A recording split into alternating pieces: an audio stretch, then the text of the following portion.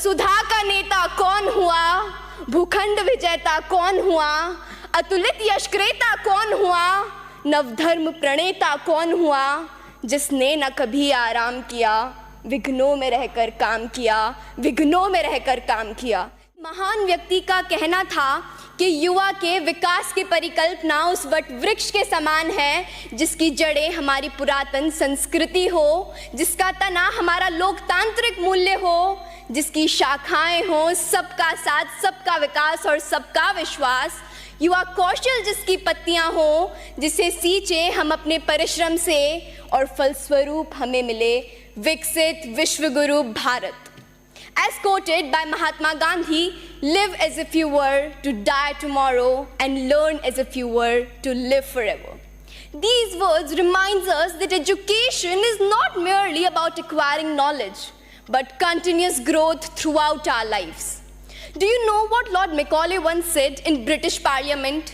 He said that it is nearly impossible to rule India, but if they succeeded in breaking our backbone, our education system, then they'll succeed in breaking our entire nation, and that's what they did, and that's what today's coaching institutions are doing.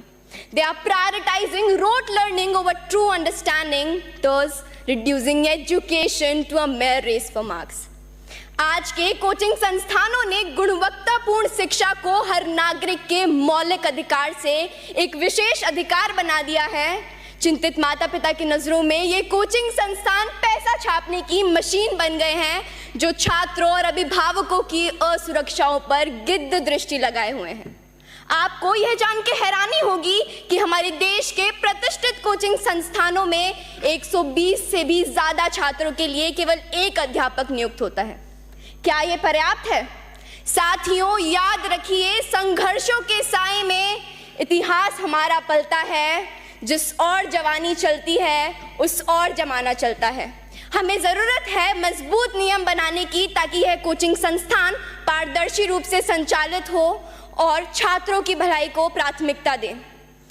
हमें खुद से पूछना चाहिए कि क्या हम ऐसी शिक्षा प्रणाली को कायम रखेंगे जो गुलामी के कालखंड में साजिशन रची गई थी, या फिर हम एक नए रास्ते पर चलेंगे जो विचारों की विविधता का जश्न मनाता हो, हर व्यक्ति को स्वतंत्र रूप से सशक्त बनाता हो।